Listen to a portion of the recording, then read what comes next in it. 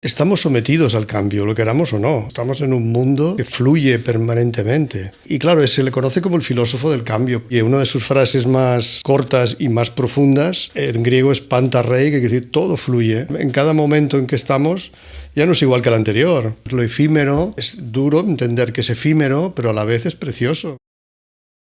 Bienvenidos al Desafío de Sentir. Hoy tenemos a Sergi Forgas con nosotros. Hola, ¿qué tal? ¿Qué tal? Gracias por venir. Hola. Te voy a presentar brevemente. Sergi Forgas es catedrático profesor de filosofía, terapeuta Gestalt y formador de terapeutas. De hecho, fue mi formador de terapia Gestalt y mi tutor, así que gracias por venir. Gracias a vosotras. Y bueno, ha escrito 2 libros.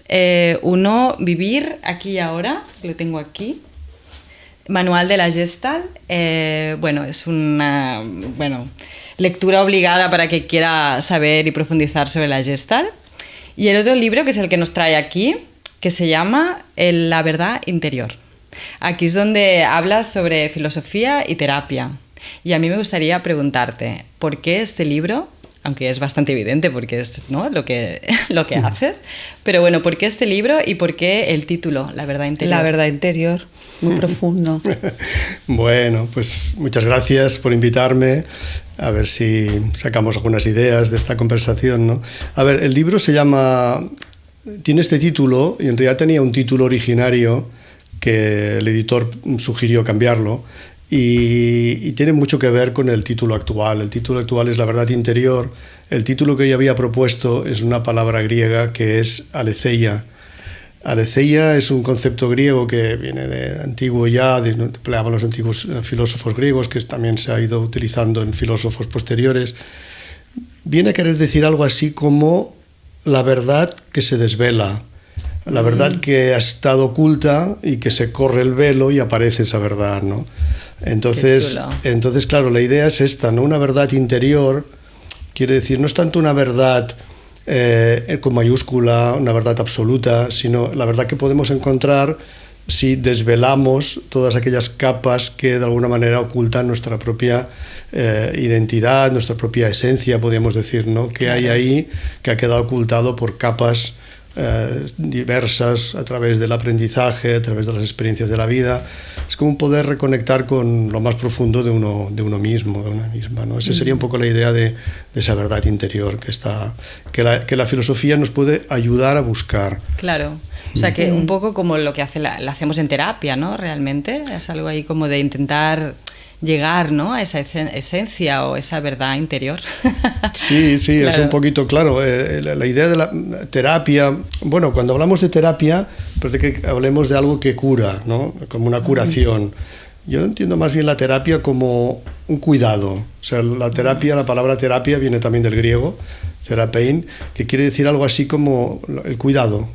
Algo que es atendido, que es cuidado, ¿no? Qué bonito. Entonces sería algo así como un cuidado de nuestra propia alma, lo que los también romanos llamaban el cura sui, ¿no? El cuidado de uno mismo, ¿no? Cuidarnos en el sentido de atender aquello que somos internamente, ¿no? Y que a veces ha quedado pues ocultado por 1000 capas, ¿no? Esa sería la idea del cuidado de nuestra alma, lo que propone un poquito el libro, ¿no?, como idea. Qué guay. ¿Y la mayéutica qué sería? Bueno, la mayéutica es un concepto conocido de Sócrates, de un primer maestro de filósofos y también, de cierta manera, maestro de pedagogos, terapeutas. O sea, Sócrates es como una referencia en este sentido de muchos ámbitos, ¿no? La terapia, repito, de la pedagogía sobre todo, y de la filosofía por descontado.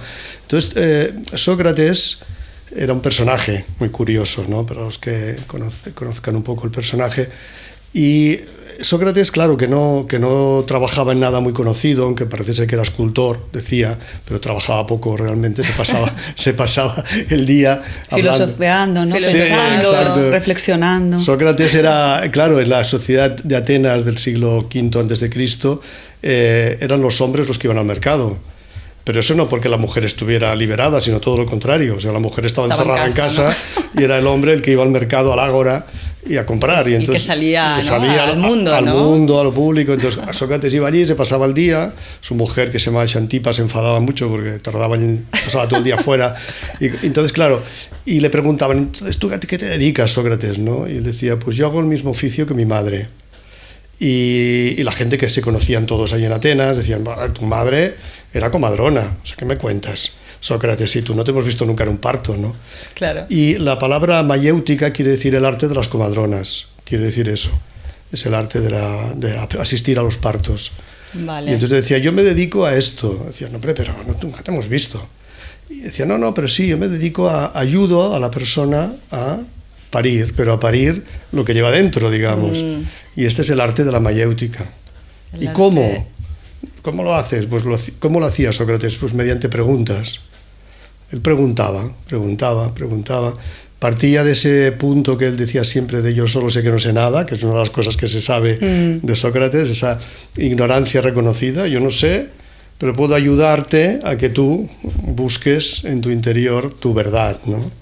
Claro, o sea, diríamos que ahí empezó un poquito como la psicología, como el arte del terapeuta, ¿no? En cierta manera sí, o sea, no podemos decir que Sócrates fuera un terapeuta, porque esto sería un anacronismo, no era un terapeuta, pero sí que de alguna manera la terapia, tal como la entiende la terapia humanista, por lo menos, sí. Esta corriente. El autoconocimiento, ¿no? Claro. El conócete, mira a ver qué hay más allá, ¿no? El conócete a ti mismo, que decía Sócrates también, ¿no? Que eso Sócrates era un lema que tomó del oráculo de Delfos. Estaba escrito en el frontispicio, ¿no? Escrito, grabado en letras, conócete a ti mismo. Y él decía, claro, esa idea de conocerse a uno mismo a través de la ayuda de alguien que te confronte, que te pregunte, que te interrogue, que te incite a examinarte. A cuestionarte, ¿no? A cuestionarte. A mirar que lo que haces, ¿no? El automático, ¿no? Que decimos. Y Sócrates decía, cuando él estaba en el mercado, decía, bueno, aquí todo el mundo examina los productos muy atentamente antes de comprarlos. Dice, pero no te examinas a ti mismo. ¿Cómo es que no te examinas a ti? Con el mismo cuidado con que examinas las cosas antes de comprarlas. Y de esa idea del autoexamen, ¿no? Y decía Sócrates, una vida sin examen no vale la pena vivirla. O sea, claro. Hemos de examinar. Muy interesante. Muy interesante. Esa idea. Yo te quería preguntar, Sergi, tu primer capítulo es la resistencia al cambio. Algo que, bueno, al menos a mí, cuando tengo que hacer cambios que no quiero hacer en mi vida, siempre, o me vienen cambios que no buscaba o esperaba, siempre genera mucha angustia. Cuéntanos por qué empezaste el libro con este capítulo, no sé, si quieres profundizar en esta idea de que creo que a todos nos mueve muchísimo los cambios, sobre todo cuando son cambios que no queremos o tenemos lucha hacia ellos. Sí, claro, estamos sometidos al cambio, lo queramos o no. O sea, estamos en un mundo que fluye permanentemente. Y ahí recojo la idea de Heráclito, que es de los primeros filósofos del siglo VI a.C., del que se conservan muy poquitos fragmentos. Aparte de que parece ser que escribía de una manera un poco enigmática, como con frases cortas, ¿no? Como aforismos. Le llamaban el oscuro por eso, porque a veces era como decir, bueno, ¿qué quiere decir este hombre con esto, ¿no? Tenía un punto poético, ¿no? Sí, como sí, alegórico, ¿no? Y claro, se le conoce como el filósofo del cambio, porque dice es que la vida es permanentemente cambio. Todo fluye. Una de sus frases más cortas y más profundas, en griego es panta rei, que quiere decir todo fluye. Todo fluye. Todo fluye. Entonces, claro, todo fluye, el cambio está ahí, permanentemente. En cada momento en que estamos, ya no es igual que el anterior. Estamos sometidos a un flujo permanente de cambio. Eso es la realidad. Río, ¿no? Que decía que... Claro, entonces tomaba la metáfora del río, decía, claro, es como un río, y cuando uno quiere bañarse en un río y vuelve al día siguiente, tiene la idea de que se baña en el mismo río. Pero eso es una idea falsa. En realidad no te estás bañando en el mismo río. El río ha cambiado, el agua ha fluido, los peces han muerto, otros han nacido, todo ha cambiado. Las piedras han movido. Las piedras han movido. Agua nueva, o sea, nunca es la misma. Incluso decía Heráclito, y es que si tú vas al día siguiente, tú tampoco eres el mismo, de un día para otro.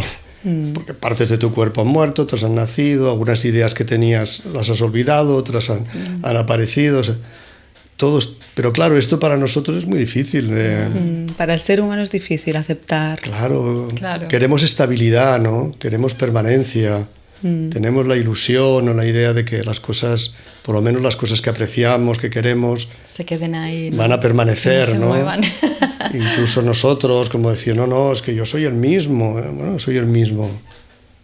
La felicidad, ¿no? Queremos que esté ahí siempre, ¿no? Estar en ese estado de felicidad, ¿no? Y no es real, ¿no? porque no hay nunca un estado permanente de felicidad. Las emociones. El cerebro busca estabilidad y permanencia, pero eso es incompatible con la realidad de que es...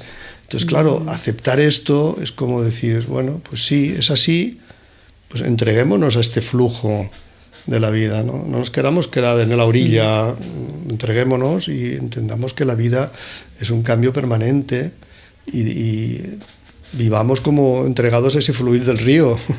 Pero claro, eso es difícil porque nos aferramos a las cosas conocidas, a las cosas que valoramos. A las personas. A las personas, a nosotros mismos. Nos cuesta entender que ya no soy aquel. Yo, en terapias sucede mucho. La persona te viene y dice, esto es que de repente me doy cuenta que aquello que me interesaba ya no me interesa. O no, esos amigos que tenía ahora ya no... Claro, dices que sí, es verdad. Yo te quería comentar, estaba yo, mientras hablabais, pensando en no dar las cosas por sentado, ¿no? Como que cuando... Yo, al menos me pasa que cuando me conecto con el agradecimiento y no dar por sentado que esta casa es para siempre o esta persona... Es ahí cuando baja un poco mi resistencia al cambio y tengo menos angustia. Claro. No, me venía como esta conexión con el agradecimiento y con no dar las cosas por sentado, porque hoy a mí me ha pasado, yo he estado en un trabajo, luego ya no. ¿No? Es como he tenido pareja, luego ya no. Es como que hay movimientos muy bruscos en la vida. Claro. Y cuando estás con eso, pues... agradecer lo que está pasando. El agradecimiento, ¿no? y la valoración, porque valoración. Precisamente con esa idea de la impermanencia de todo, es decir, claro, todo es impermanente y por lo tanto cualquier cosa es preciosa porque es irrepetible. O sea, dar valor a cada momento de la existencia, porque no va a volver, digamos, en este sentido, ¿no? Entonces lo efímero es duro entender que es efímero, pero a la vez es precioso, ¿no? Como esa flor que dices, bueno, es una flor que va a durar un día, pero qué bonita es esa flor si la valoras, ¿no? Lo valoramos, ¿no? Valorar justamente aquello que está permanentemente cambiando por su condición de efímero, ¿no? O sea, algo así como sería... qué bonito. Tener ese valor y a la vez pues entender, sí, que estamos sometidos a la impermanencia y al cambio y que nada hay eterno. Y el despertar de la conciencia creo que es tu segundo capítulo del libro, muy interesante también, y te quería también preguntar porque creo que es un punto también importante que podamos compartir lo que tú nos quieras contar. Sí, claro, aquí la idea es que somos, en el fondo, vivimos una cierta ceguera como autoinducida, vivimos en un modo a veces mecánico de existir, ¿no? Con patrones aprendidos, con lo que la vida nos ha ido enseñando, hemos ido aprendiendo ciertas maneras de poder sobrevivir en el mundo y funcionamos de esta manera un poco, podríamos decir, robótica o programada, bueno, mecánica, un poco ciega. Automática. Sí. Claro, a veces despertar de esa especie de sueño es difícil, porque claro, cuesta, ¿no? Cuesta. O uno no quiere a veces. No queremos a veces, porque es más cómodo en el fondo, ¿no? Tenemos estos automatismos, nos hacen fácil la vida. Pasa esto, respondo así, pasa esto, pum. O sea, claro. Entonces, el despertar de la conciencia, el darnos cuenta, requiere un esfuerzo de ir más allá de estos automáticos. Y ahí me ha gustado tomar la metáfora de Platón, una metáfora muy conocida, que es el famoso mito o alegoría de la caverna. Que Platón viene a decir que es una alegoría que Platón la sitúa en un contexto distinto, no es exactamente lo que yo estoy diciendo, y se puede interpretar de muchas maneras. Tiene una lectura política, una lectura metafísica, una lectura ontológica, o sea, tiene muchas lecturas. Pero esa que he querido hacer es un poco decir, bueno, dice Platón, imagínate que hay unos esclavos que estén atados al fondo de una caverna desde que nacieron están viendo unas sombras que se proyectan al fondo de la caverna, lo toman eso como real porque no han visto otra cosa y se creen que eso es la realidad. Si alguno de estos hombres esclavos que están ahí consigue liberarse de esas cadenas y se da la vuelta y empieza a ascender por esa caverna, claro, va a suponer para él un esfuerzo, porque lo que está acostumbrado a ver es lo que está acostumbrado a ver, ¿no? Entonces ese esfuerzo le va a ir llevando poco a poco a darse cuenta que aquello es una imagen proyectada. Claro, y no es la realidad. No es la auténtica, hay otra realidad más profunda. Pero claro, esto es un esfuerzo. Y incluso dice Platón, si consigue salir de la caverna y ver la luz del sol, dirá, ostras, qué diferencia con ese mundo. Y cuando intente volver a la caverna y decirles a los que están allí que están equivocados, le van a decir, ¿pero qué dices? Aquí se está, ya vale con esto, el ¿no? equivocado eres tú, estás Claro. loco, ¿no? Entonces, incluso Platón, esto está en la República, en el libro de la República, dice, claro, si tanto insiste, igual al final le acaban matando. Lo Y toma esto por es una loco. alegoría que hace a Sócrates, a su maestro Sócrates, que al final Sócrates fue condenado a muerte. Oh, wow. Un poco por esa insistencia en despierta, Claro. mira, date cuenta. Sí, porque a veces no interesa, ¿no? Claro. Al sistema No, claro. muchas veces no le interesa. Claro. Puede crear rebelión, ¿no? Una Exacto. rebeldía hacia el sistema, Que hacia lo vivamos en ese automatizado. mundo que, claro, y bueno, hay la película famosa que ha tomado esa idea que es Matrix, que toma la idea del mito de la caverna de Platón, en el fondo. Wow, claro. Claro, que es el mundo de Matrix, es el mundo en el que ¿no? todo Nos es han puesto, ¿no? Claro, en que la ignorancia es la felicidad, como dice aquí el personaje de Matrix, que está comiéndose un bistec que no es verdadero, pero dice, bueno, pues parece sabroso, pues la ignorancia es la Pues aquí felicidad, estamos, ¿no? Claro, claro. Pero ese es esa voluntad que hace falta también. Y en la terapia es necesario esto. Sí. Que a veces las personas van a terapia pensando que les den una solución mágica. Claro, la pastillita, ¿no? Como Sí. el Matrix, ¿no? ¿Cuál te quieres tomar? Exacto. Bueno, no es tan fácil esto. Claro, es decir, ¿Estás seguro que quieres tomar? La pastilla amarilla, la roja, ¿no? Exacto. ¿Estás seguro que quieres tomar eso? Sí. Si son pastillas reales o fármacos, o son pastillas también, de decir, bueno, pues recetas, ¿no? De autoayuda, recetas así, haz esto y También. tal. Dices, no, esto es un esfuerzo que tú Es un tienes trabajo, que hacer. sí. Un trabajo profundo, ¿no? Esa es la idea de la voluntad, de verdad, ¿no? Claro, en otro capítulo me ha sorprendido que hablas de la culpa, pero lo llamas culpa, rebelión y creatividad. Y son como tres conceptos que me sorprenden que los hayas relacionado, ¿no? Entonces quería saber cómo lo relacionas con un camello, un león y un niño. Bueno, claro, el tema de la culpa aquí nos llevaría... Wow. Un capítulo entero. Sí, porque antes fuera de cámara comentábamos Sí, un poquito sí. toda la importancia que tiene este tema, ¿no? Claro, la culpa...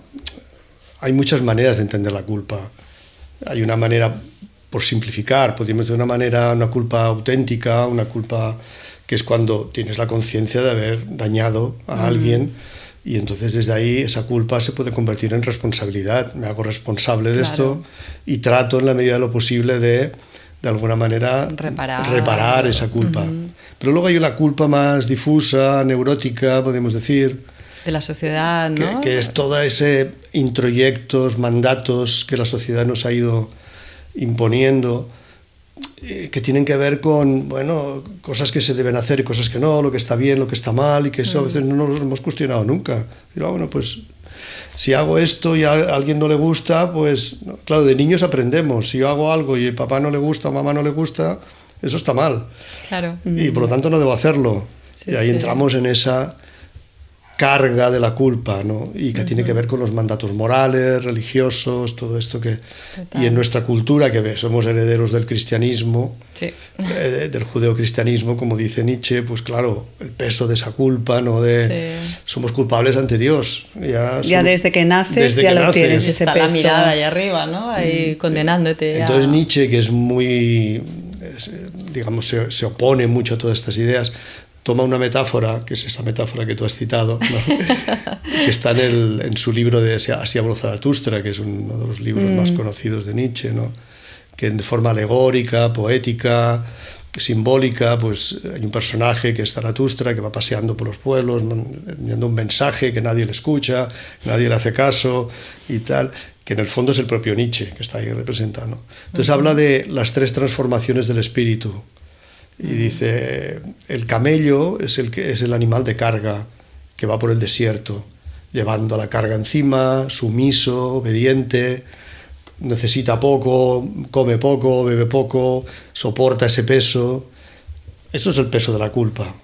Claro, dice Nietzsche, en el travesía por el desierto, el camello sufre una transformación y se transforma, una metamorfosis, transforma en león.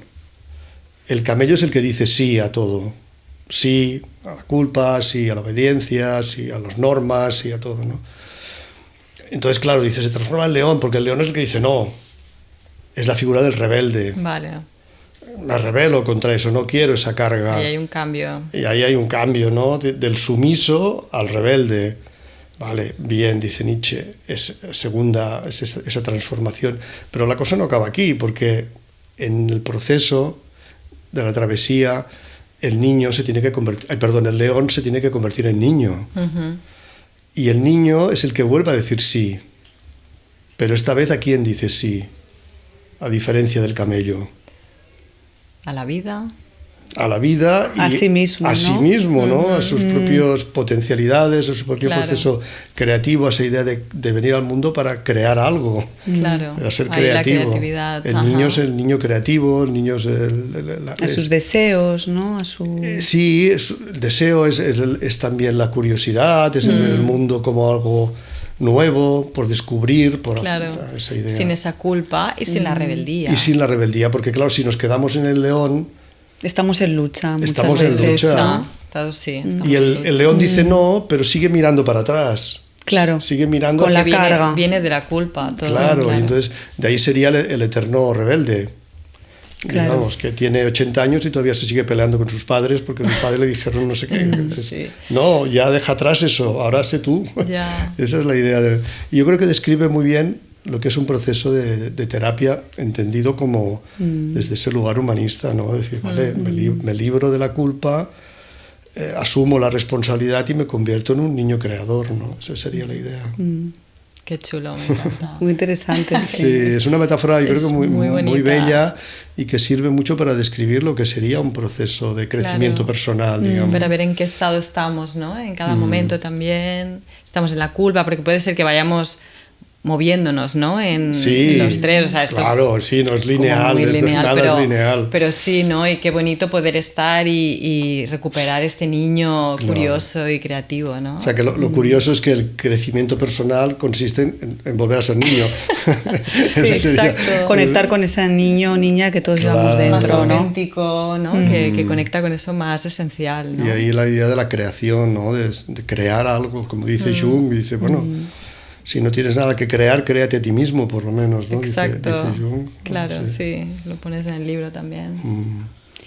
Y voy a cambiar de tema porque hay un capítulo en el libro que es el valor de lo instintivo. Ajá. Y me he apuntado esta frase que me ha gustado mucho. Cambiando tanto de tema, porque al final creo que estamos cambiando de capítulo. Todo está relacionado. Cambiando de capítulo. Sí. Empiezas con esta frase de Friedrich Schelling que dice: sin un poco de locura no cabe crear nada. Me encanta esta frase, la verdad, Sergi, porque realmente siento que en un punto que cuando conectas con lo instintivo puede que te sientas un poco loco, ¿no? Porque hay tanta represión a esa parte nuestra desde que somos niños. Claro. Y yo te quería un poco preguntar por esto, ¿no? La importancia de la creatividad, del instinto, esta locura como pasión creativa.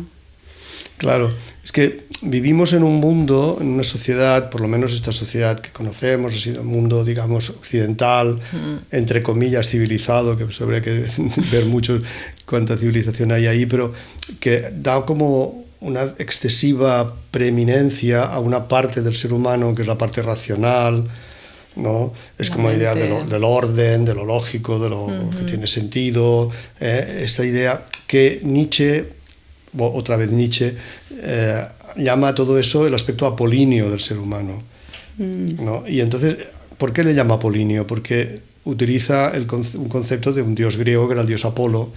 Era el dios del sol, de la luz, del orden, de la simetría, de la claridad.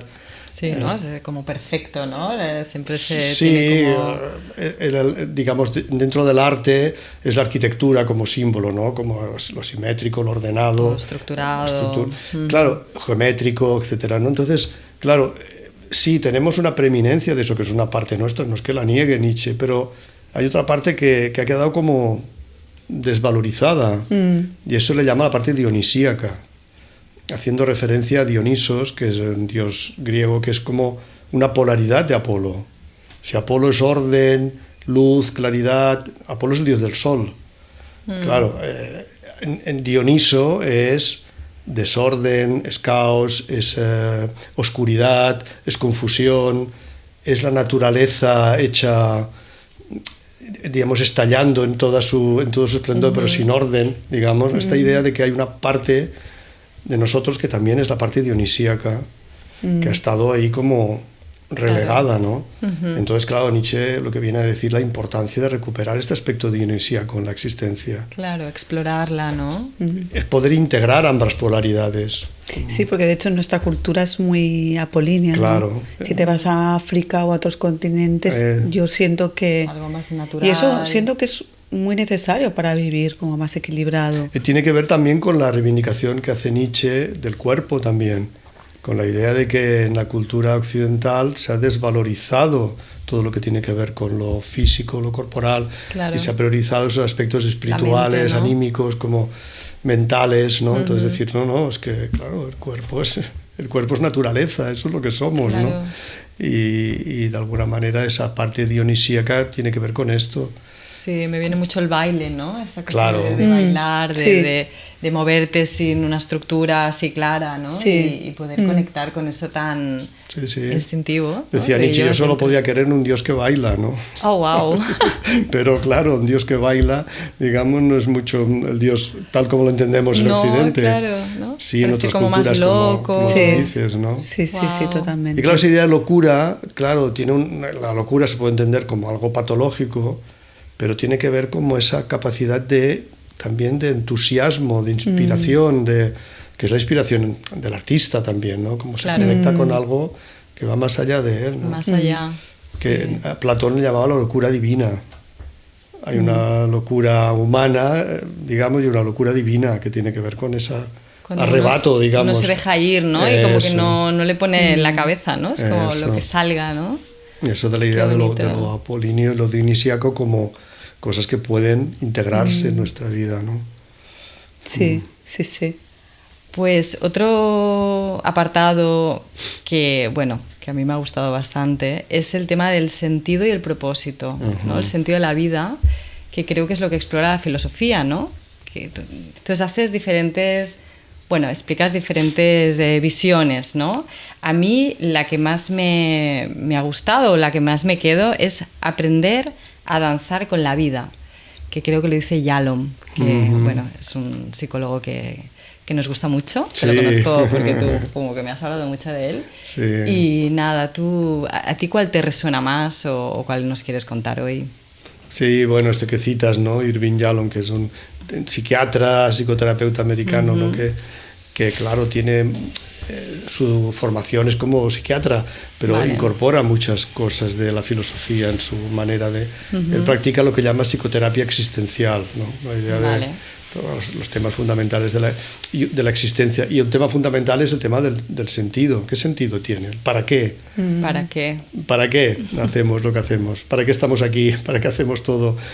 Buscar la gran pregunta, ¿no? La gran pregunta, el para qué, ¿no? Y esto entronca con toda la tradición de la psicoterapia humanista también, ¿no? Viktor Frankl, por ejemplo, que era un terapeuta que practicaba también un tipo de terapia que se basaba en la búsqueda del sentido. ¿Qué sentido tiene, ¿no? ¿Qué propósito tienes en la vida? Buscar ese propósito, claro, pero eso no hay un propósito general. O si lo hay para las personas que pueden tener una creencia, por ejemplo, una creencia religiosa ya te da un propósito. Si tú eres creyente y dices, bueno, ¿cuál es el propósito de mi vida? Pues no, está claro, está determinado, pero si no lo eres, ¿dónde está el propósito? Claro. Entonces es como que cada uno tiene que encontrar el suyo y algo así. Claro, aquí el peligro es que caes en el absurdo vital. De perseguirlo. No, la cosa es decir, bueno, y si no hay propósito, entonces, ¿para qué? Es el absurdo, ¿no? Claro. Es la angustia vital esta de la falta de sentido. Pero, claro, la idea es decir, bueno, un propósito te lo tienes que formar tú mismo. ¿Qué quieres hacer con ese trozo de existencia que la vida te ha dado, digamos? ¿Qué quieres hacer con eso? Entonces es una pregunta que cada uno se tiene que hacer. No hay a una mí me ha respuesta. gustado esta, ¿no? Como de, bueno, poder vivir la vida, pues, de una manera, pues esto, ¿no? Danzar en la vida, ¿no? Sin una meta. Claro. Esto creo que lo acababa así, como aprender a danzar en la vida y sin tener una meta clara. A mí esta es la que más me llega, no sé vosotros cómo os llega esa. Cada uno pero... puede encontrar, ¿no? Sí, o sea, yo creo que hay gente que tiene metas claras y tampoco, no está sé, bien también, o sea, claro. No lo sé. O sea, Sí, realmente... el único problema es darse cuenta si esa meta que tú te has propuesto es una meta propia o es una meta que de alguna manera te han impuesto. Ya. Claro. Ese es el gran asunto, porque muchas personas se encuentran al final de su vida diciendo, sí, yo he perseguido una meta, la he conseguido, pero no era lo que yo quería. No era lo que yo quería, ¿no? Entonces, la cosa es realmente darse cuenta de cuál es tu propósito. ¿En qué estás? Tu ¿no? propósito de verdad. Pero eso puede Sí. ir muy en contra, a veces, de mandatos familiares, de mandatos sociales. Claro. Y claro, eso es difícil, porque ¿qué pasa cuando choca eso, cuando lo descubrimos? Sí, total. Y un poco con lo que decías, Chris, que a mí me ha inspirado mucho esto de fluir, que igual tú tienes una meta y piensas que vas a llegar de una determinada manera, pero es que acaba siendo de otra manera o igual acaba cambiando la meta, ¿no? Entonces, Sí, en el camino, ¿no? sí, como que esto a nosotras nos ha pasado mucho, ¿no? De que nos han venido cosas de formas súper inesperadas. Entonces esto también es como esta flexibilidad, ¿no? Que a veces te empeñas en algo Claro. y es que no sabes bien, la vida tiene como sus...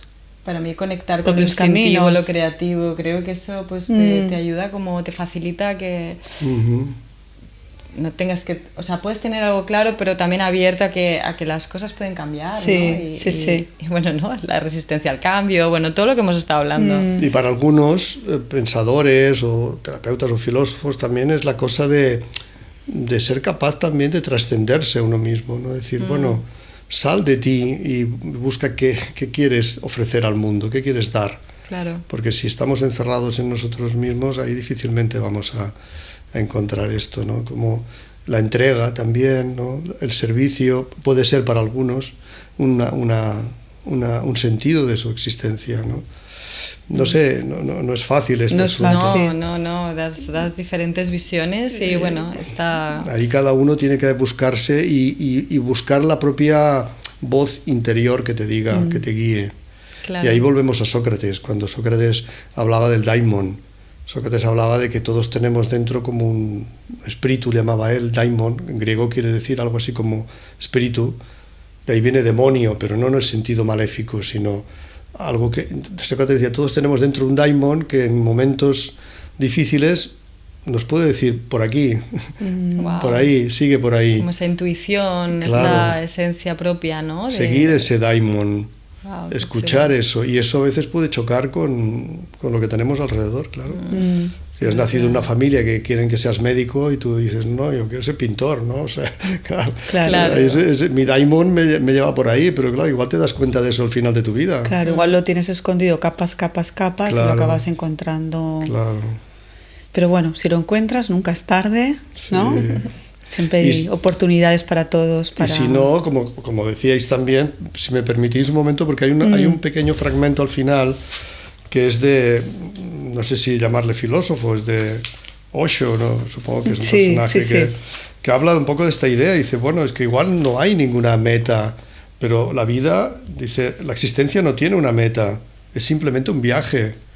El viaje por la vida es tan bello que a quién le importa el destino. La vida sucede y nosotros nos vemos lanzados a ella.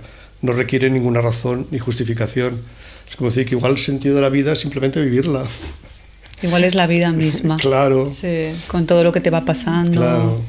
Y yo creo que la cosa es una pregunta que seguramente al final de la vida nos haremos en algún momento, que es mirar hacia atrás y decir, ¿ha valido la pena este viaje? Entonces, Eso. lo triste será decir, no ha valido la pena. Claro. Por eso yo creo que es importante que nos lo podamos ir preguntando, ¿no? Claro. Y abrimos espacios así para podernoslo preguntar, Sí. ¿no? Vale, lo podemos ya empezar a pensar ya, bueno, ¿qué sería que hubiera valido la pena, ¿no? Y a mí me gusta cuando esa expresión de vale la pena, darnos cuenta de que cuando decimos vale la pena, es que hay una pena. Claro, vale decir, la pena sufrida, ¿no? Claro, la vida es dura a veces, la vida duele, la vida hay sufrimiento, la vida hay de todo eso, pero vale la pena, se ha valido esa pena. Esas penas que Ha van valido esa pasando pena. en el Claro, camino, o sea, ¿no? Qué interesante. Vale la alegría. No vamos a pensar que la vida va a ser todo un camino de rosas, al contrario, ¿no? Claro. Hay mucha dureza en la vida, hay mucho sufrimiento, pero ¿vale la pena eso? ¿Ha valido la pena? Esa es la pregunta que nos tenemos que hacer, ¿no? Vale, pues estamos ya terminando la entrevista, Sergi, y siempre hacemos una pregunta a nuestros invitados. El desafío de sentir es el programa y lo hemos llamado así, y siempre os preguntamos cuál ha sido tu desafío de sentir en tu vida, O es actualmente, o sea, o cuál es tu dificultad en todo lo que es el sentir. Ajá. Una pregunta difícil, ¿eh?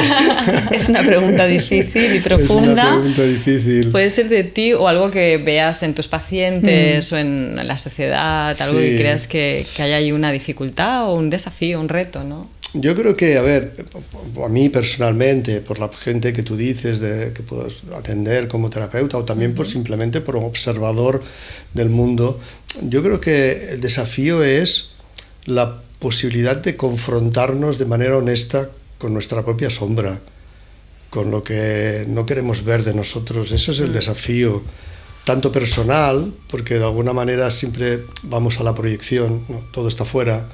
El mal está fuera, ¿no? Todos como aquel, ¿no? Que dice, aquí todo el mundo va a la suya, menos yo que voy a la mía. Digamos, como esta idea de que todo está fuera. Claro, el poder confrontarnos de manera honesta a esas partes de nosotros que no son tan agradables, Claro. tan bonitas o tan idealizadas, tanto a nivel personal como en lo social también, ¿no? Creo que la sociedad necesitaría esa confrontación honesta con la sombra, y no ponerlo todo siempre en el enemigo externo, ¿no? Como fuera, como en incapacidad de vernos.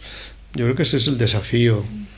Es un trabajo que en Gestalt se hace, se Sí, intenta hacer. se intenta hacer, A ver, en una medida, pero- vas viendo un poquito de tu sombra, porque no es fácil ver lo que no quieres ver, Claro. realmente. Aparte es esto tan curioso que casi todo el mundo lo ve menos tú.